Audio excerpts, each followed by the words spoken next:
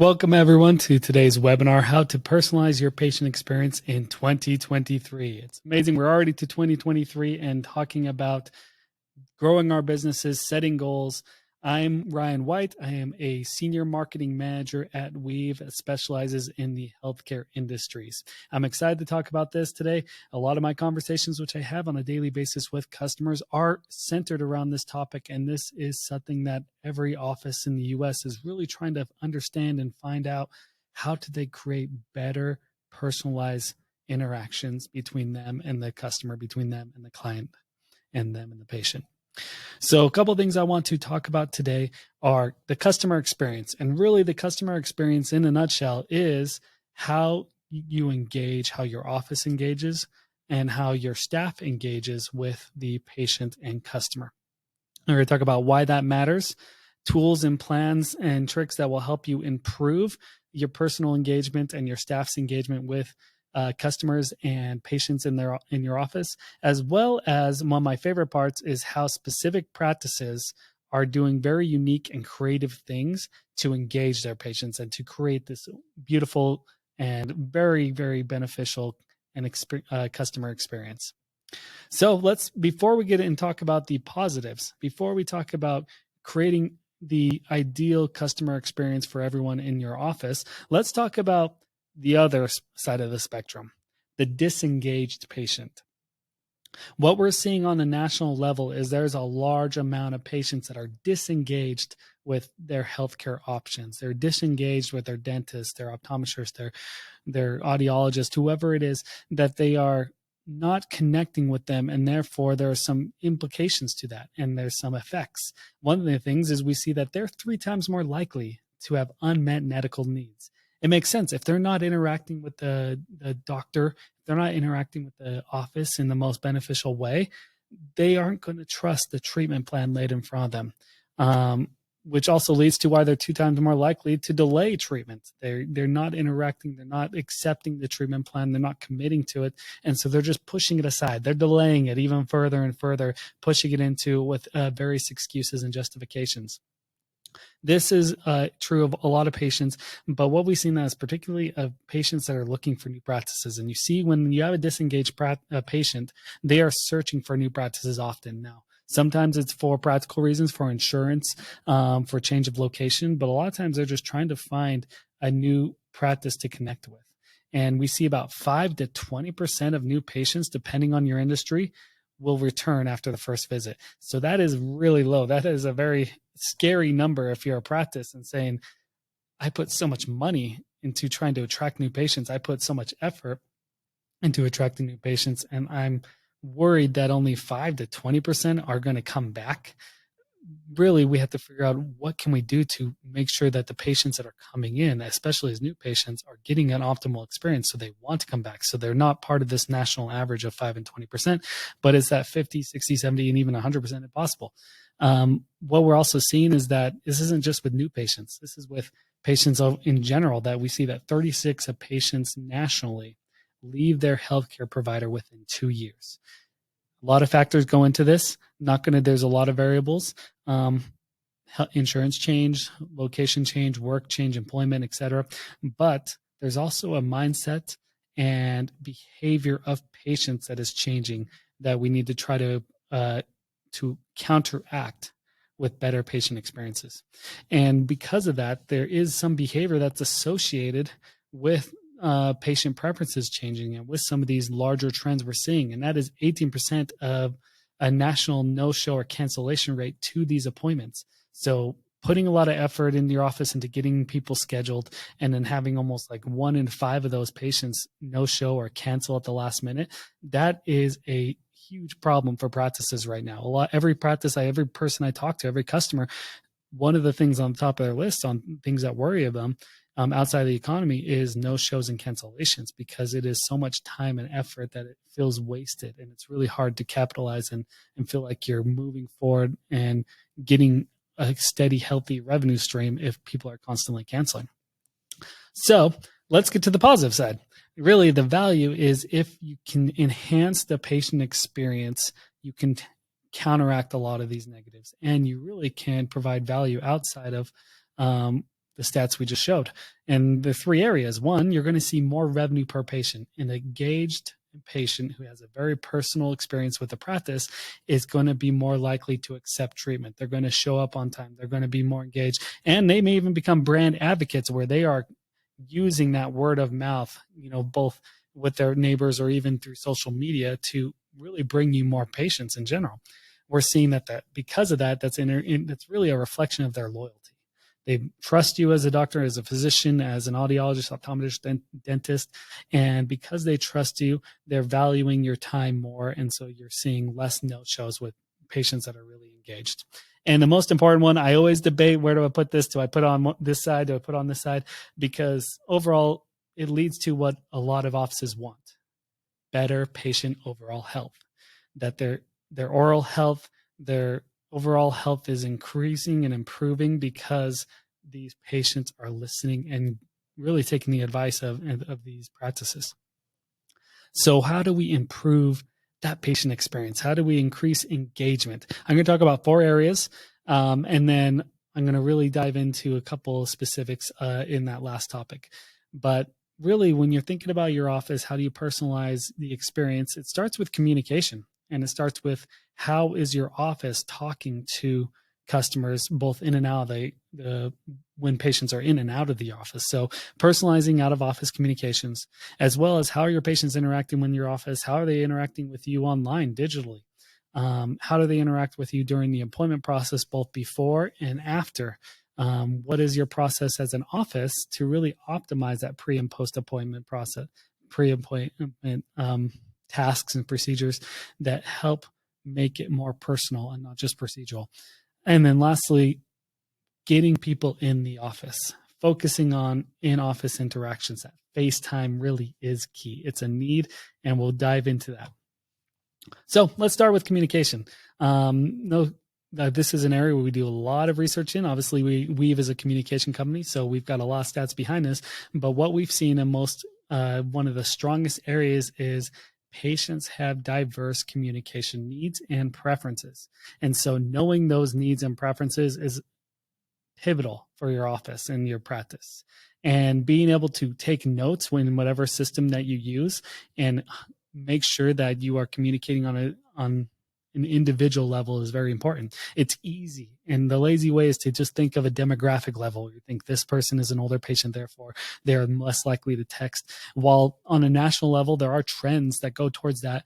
You have a one-on-one interaction with your patient and you ask them what their preferred method and how you reach out. How do you like reach out to talk about this? How do you like your appointment reminder process, et cetera? And as you take those notes and actually apply them, the patient feels like you are hearing them and you are reaching out in the way that they prefer, which is a very personal experience and something that will always reflect positively for you as a practice. This includes when you're applying that, now you're having personal phone calls, you're having text messages, email interactions that go beyond the usual procedural task information. These are the ability to finally have some connections over the phone, text, and email. If the majority of the time that the patient spends is not inside your office, you have to figure out what are ways I can still make sure that we're optimizing and really creating value in those times where we're interacting with them when they're not here. You're going to have personal opportunities to interact with them one-on-one, but there's also a lot of levels of communication where you are talking one-to-many. You send out an email, you're sending it out to your whole customer base. You post on social media, everyone within your patient and customer base can see that. Having a mass communication doesn't mean that you can't have a little personalization touch to that. Now, the best way to do that is not to make it seem like you're communicating one-on-one when really it's one-to-many. It's really I've seen some key ways to do that is to showcase customers individually, tell individual stories of patients and customers, and showcase individual experiences and stories from your staff. That way, even though the communication is one-to-many people, they still feel like it's personal, it's one-on-one, that they're getting the information on a personal level. And with that, you are going to have opportunities where you are communicating one-on-one, and there's a lot of them. But it's hard to create a new message every time, and especially through the medium of text message where you're limited with characters. I think it's Mark Twain who's credited with the quote that said, "I would have wrote you a short letter, but I didn't have enough time, so I wrote you a long one."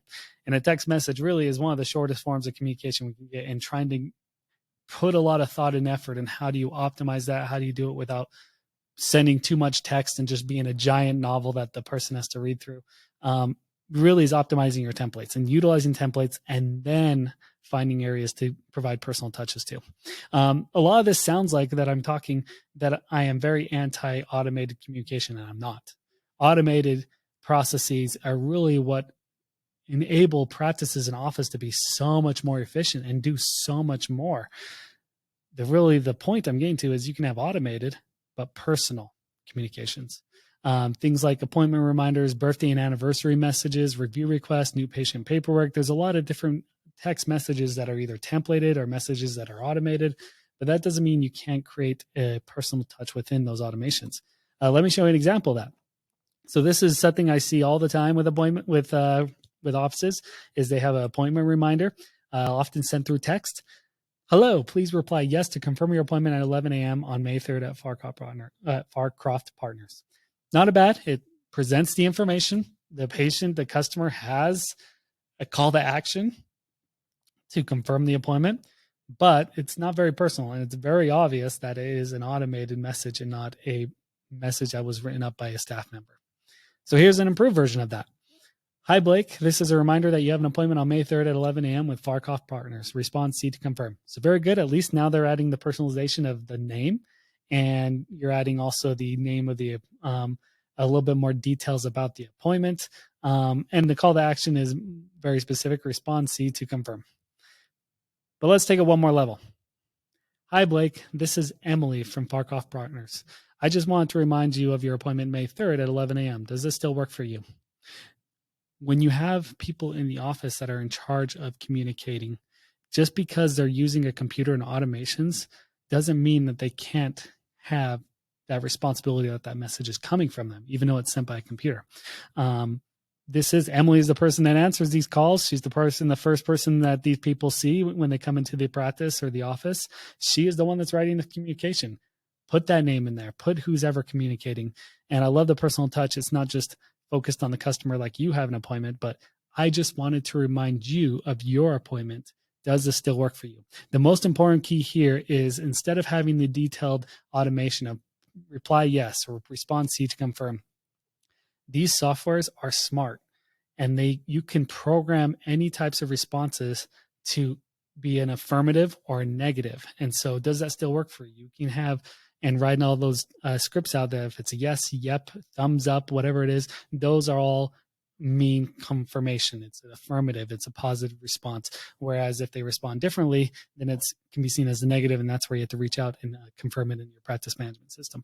But software is developing to the level that allows you to have more personal interactions, and not strictly within the bounds of they need to reply simply this one string text, yes or C.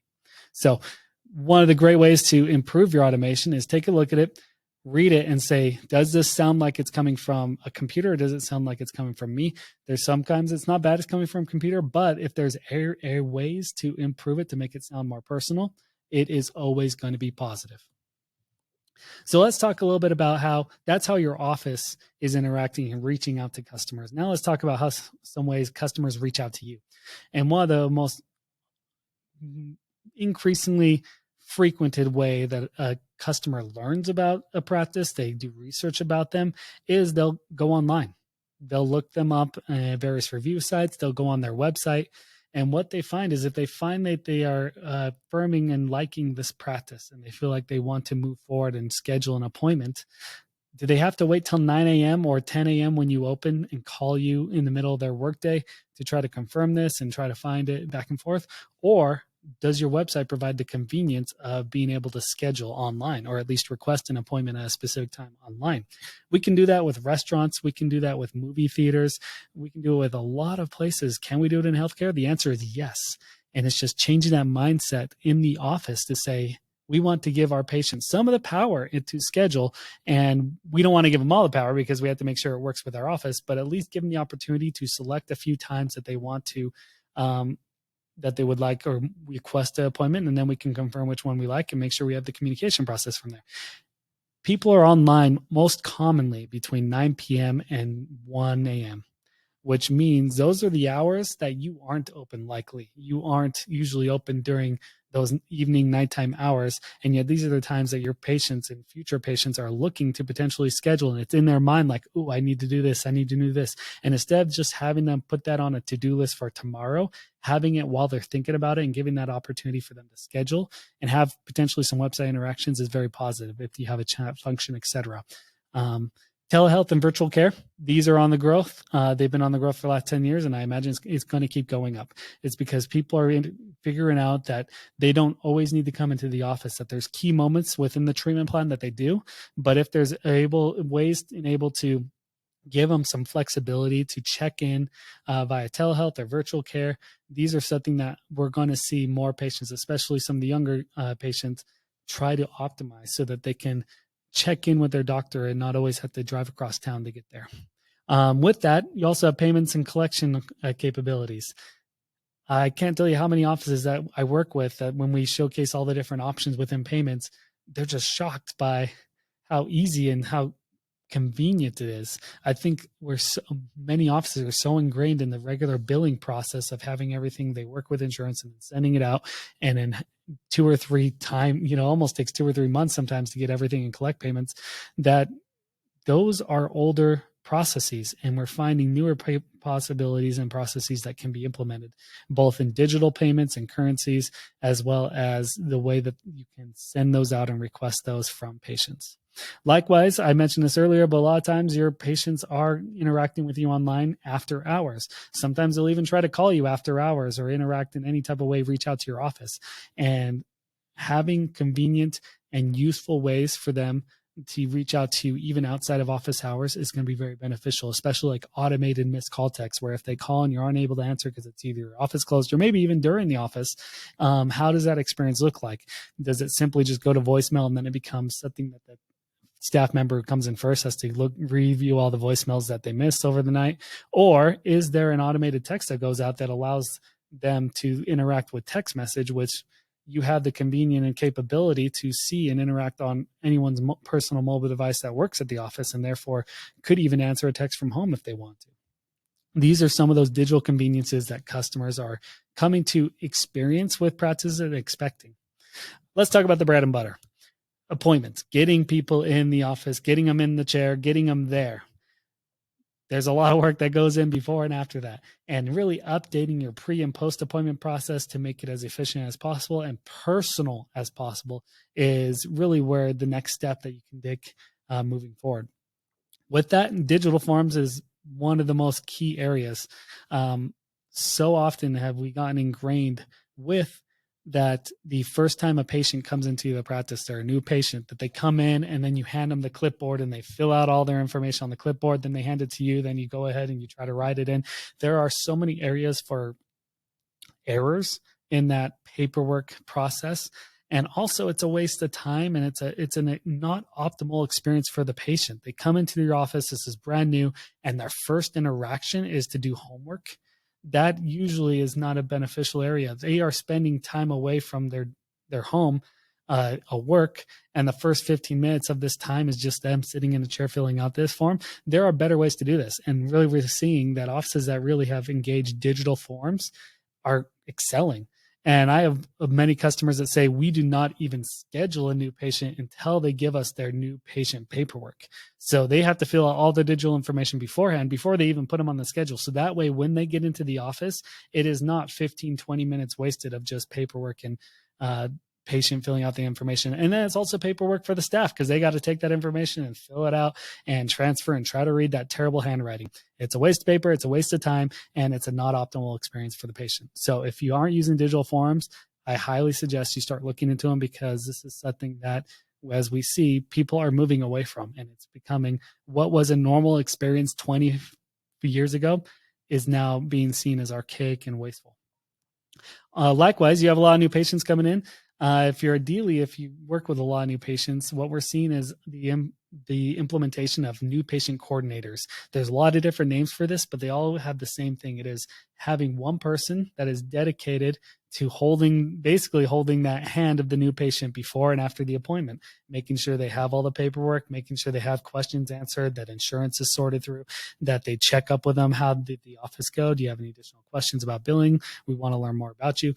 That is a very personal experience that they feel that, especially as a new patient is reaching out that they've never interacted with an office before. And now all of a sudden they have this one-on-one basically person that they can go to for all questions, is a very beneficial experience and something you're seeing implemented across so many offices nationwide. Likewise, post-visit, there's opportunities not only with new customers, but existing, to have personalized messages. I have a lot of doctors that say that they like to, especially after they have certain patients in, that on their commute home, they just go ahead and use their phone and start calling patients and just making sure everything's okay, especially post-op. And having personalized text messages, the doctor being able to just send a text, on their way home, after they get home, to an individual patient, that we're seeing that patients actually want some of that communication. One of the biggest complaints that we're hearing is patients feel like they don't have enough time with the doctor, that everything's so rushed once they are in there with their dentist or with their doctor, optometrist, that having that other outlet of communication is making the experience so much better. So with that, that's a lot of the one-on-one, how you can interact with patients. Now let's talk about, there's times outside of your office you can interact. And with your office or your business is involved with community service, it's involved with running and throwing events for your customers and patients, being able to invite these patients to areas outside of your office is another way to connect with them. And also helps to build another way to get into this next point of seeking out customer stories. You work with these patients. As you have more personal conversations, you're going to learn more about them. You're going to learn more about why they chose you and their experience before and after. And then as you learn more about these, you're getting beyond testimony. It's no longer just an online review of, I love this office, they do this, this, and this. Reach out to those customers. Say, hey, I loved your review you left. I'd love to talk to you more about your experience. And then you dive into those questions. Why did you choose us? What did you like specifically? Tell us about what was happening beforehand. And what these build are what we call customer success stories, case studies, if you will, in the software department. People like reading this because one thing that customers are always looking for when they're looking for new offices is they look for online reviews, but they're trying to imagine and set the expectations of, when I go into this office, what is my experience going to be like? And when they read these customer success stories, they are essentially envisioning them having a similar personal experience. So remember, in all these personal interactions, when you're reaching out with the patient, if you're within the confines of HIPAA, that even if you're using softwares, even though if the softwares are HIPAA compliant, it still means that you have to be HIPAA compliant, that you can't just sit there and send out personal, especially any type of health related information via text. It's not the best channel, even if they're HIPAA compliant. There's a time and a place in being able to communicate face to face personally versus other areas. Just something to keep in mind. Okay, so now to my favorite part. And what I've really been building up to is all of these things, having digital conveniences, optimizing your automation and your conveniences on your website, as well as pre and post appointment. All those are meant to kind of do one main thing, and that is free up the time of your staff and your doctor to spend time with patients, to interact, FaceTime. 80% of why patients choose you is your ability to connect with them. They know the experience that they had. And if it's a good experience, that is one of the reasons they continue to choose you, or they don't seek out someone else. And a lot of that can be dependent on FaceTime. How much time did they spend with the doctor? What did they talk about in the course of the office? Did they feel like they're heard? Did they feel like they're noticed? Or they feel like just a number? People work, not paperwork, should be the focus. And all these other tools to help eliminate paperwork are meant to help give you more time for paperwork. I love this quote down at the bottom. We need to utilize technology to automate processes so that we can increase our effectiveness and what can't be automated. Focus on the human connection in the office. That quote is by Deborah Nash, one of the consultants in the healthcare industry, specifically dental, which highlights that point again, that the reason why offices are choosing you is because you can connect with them and they like the experience they had. You have all of these things to do. We know as staff are loaded with different tasks. They have to talk with the insurance companies. They have to schedule, make sure the schedule is tight. There's just so many tasks that the front office has to do and the front desk, that softwares and automation should help them free up time so that when someone walks into that door, you know who they are and you can speak with them and you're having a human connection. And it's not just you giving the patient paperwork and then you going back to your paperwork. So with that in mind, I want to talk about 4 different customer stories. I interview customers all day long throughout the nation in various industries. And I love this quote from Dr. Cynthia Bradiceni out in San Francisco. She said, "People don't always know how great of a clinician you are, but they remember their experience." So let's talk about Dr. Cynthia Bradiceni. So she is a dentist out in California, specifically San Francisco, which happens to be one of the most densely populated cities when it comes to the ratio of dentists to patients. So she's learned pretty early on the value of creating personal patient communications and personal connections. She implemented Weave well before lockdown or well before COVID. And what she realized is during COVID, she had a lot of patients that were elderly to her that really didn't have interactions with anybody during lockdowns. That there's many of them that did not have family close. And the closest families were, hundreds of miles away. And so what she did is she utilized her technology, which she had in her office, and connected with these elderly patients. She reached out to them by text, by a phone, and really provided that additional interaction with these patients. And it wasn't only about, when are you going to be able to come in, or let's talk about this. It was, how are you doing? We wanted to follow up with you. We wanted to make sure everything is okay. And what she found is during those connections, she found some areas where there were some patients that were not doing too well, that they did not have the ability to go to the store because they were sick and they didn't have family to help. And so her team actually ended up helping a lot of these displaced patients. They ended up doing some grocery runs for them and dropping them off because they were elderly and they just didn't know how to navigate that during lockdowns. And outside of COVID, outside of lockdowns, Dr. Bradiceni has done a great job having that personal touch after the first appointment, especially after the first appointment. If the doctor reaching out individually to the patient, text or phone call after she meets with them. One great story I love from her is one of her patients, she learned that the patient had just got diagnosed with cancer, and the patient's wife was taking it really hard because she had had to refocus all of her efforts to caring for this individual, which left her no time to deal with personal and family life, and even something as simple as make meals and go to the store, etc. So one of their angels on staff said, "You know what? I have an idea. How about we go and we just create a whole bunch of meals and then we drop them off to this patient." That's a way we let them know that we care. And so they did. They created like a month's worth of meals and then dropped them off at this patient's door, obviously asking for their permission first. But the interaction that was, having that personal experience, having those conversations, and then being able to act on them to create something truly unique and creative and beyond the scope of your usual business is one of the reasons why a lot of these patients absolutely love this practice and love this doctor. So let's talk about another one, California Hearing. This is an audiology clinic outside in California. And one of the things they've noticed and they try to implement really well is taking good notes on their patients so that they know their names, that when they come in the office, they know exactly who's coming in. They're able to tell you their names. They can tell a little bit about the personal self because they do a great job at taking notes and putting that into their record system.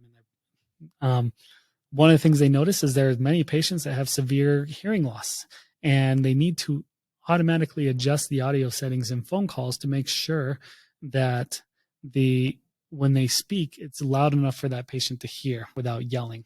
Or maybe they just prefer texting only because they know of those barriers themselves.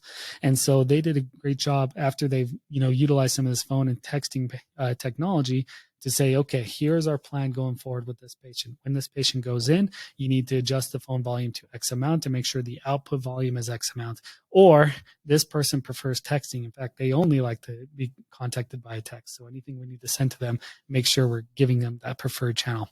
So when you take good notes and you are constantly implementing personal preferences into the way that you are outreaching to patients, that is showing wonderful customer service and wonderful patient engagement centered mindset. Speaking of a patient engaged centered mindset, I want to talk about the North Ridgefield Family Dentistry. So this is Dr. Ankar Gupta, who is based, I believe, out of Ohio.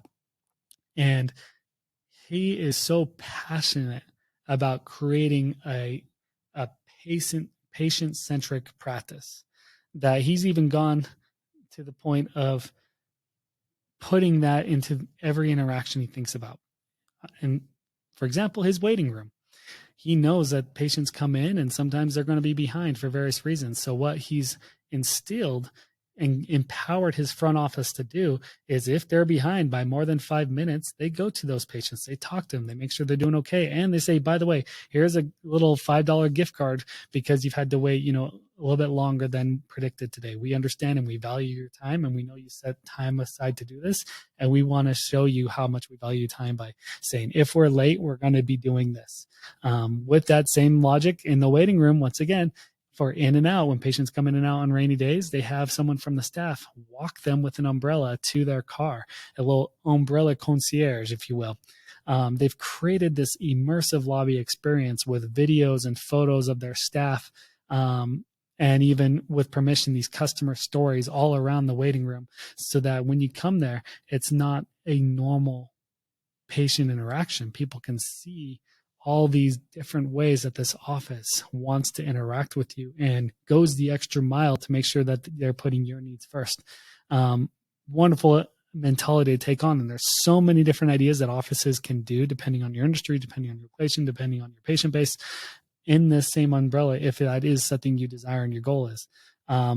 With that, as you start having these patient-centric communications, you're going to find out a lot about those patients. Ideally, that's the idea. You want to know them beyond the small talk of how is the weather. They learned from this that they had one patient that had to cancel a cruise that they'd been looking forward to for months. And very devastated, had his regular appointment at his regular time. But the patient was surprised at is when that patient showed up for their next appointment, the entire office staff was dressed as a luau, and they were handing out luau themed treats and drinks, etc. And basically communicating, we're so sorry you missed your cruise. Enjoy this party with us. We know it's not going to be as good as the cruise, but showing that level of care that you not only know about that patient and about the experience that they were something they cared about, but that you as an office went out and tried to do something special, that is a personalized patient experience. You can't do this with every patient every day. You can't, but you can learn about your patients and then find these opportunities as they come through. Another missed vacation. Apparently it happens a lot in Ohio, but they had a missed vacation with another patient who was so sad they couldn't get to Mexico.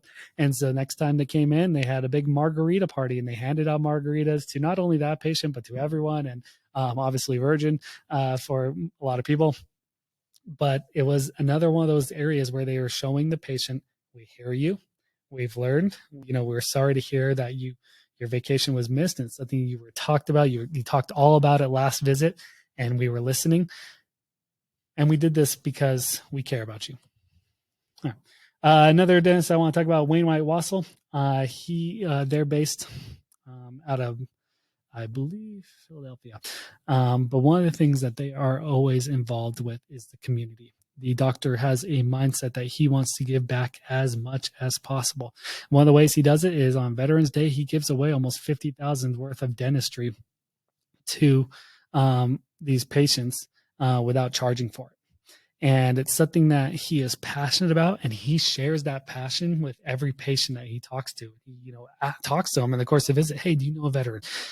Did I tell you about my free Veterans Day, or the Freedom Day is what they call it for veterans? And then he's passionate. He talks about it. And he shares this experience with these patients, and he asks, is there someone that you think could, fit into this? I'd love to potentially look at them as a candidate. And with that, these patients are seeing that he's going beyond just the standard care, that he's doing something that he's passionate about, and he wants to share that with every patient that he's with. They also do a good number of local community involvements, and always asking, hey, we're going to be here at this place. Are you going to this event? We'd love, come and support it. We're building up that local community. With practices, well, obviously there's been an emergence in consolidation in large group multi-state practices. There's a lot of conveniences that can provide, and a lot of areas that have advantages if you're a part of a large practice, for example, on softwares and consolidation and developing a unified experience. But when it comes down to it, people want to know, are you locally minded? Are you still small business minded? And being able to not only advertise, but get involved with the community and ask your patients what their involvement is and what are additional opportunities to get involved, shows that you are going beyond just the regular patient-doctor experience, that you're looking to build that relationship. So those are just 4 quick stories and overall the advice that I give on creating a personal experience. When you're looking at 2023 and beyond, if you're watching this webinar even a year from now, the idea should be, what can my office do to optimize our communications with patients so they seem more personal? What can we do to enhance our patient experience so it seems more personal, as well as can we go on beyond our additionally? Is that our mindset? Is that our goal? Hopefully these stories have inspired some ideas of things you can implement, as well as just some areas and processes you can tweak, you can update, and just make it that much more personal. Because when you have personal conversations, when you have personal experiences with patients and with your clientele and your customers, that is when it's going to be the overall benefit for both the patient, their health, as well as you as an office. It's going to help you grow. Thank you for attending, and thank you for watching this on-demand webinar. And if you have additional questions, you can look at getweave.com/demo, or you can even email me personally at ryan.white@getweave.com. Thank you very much.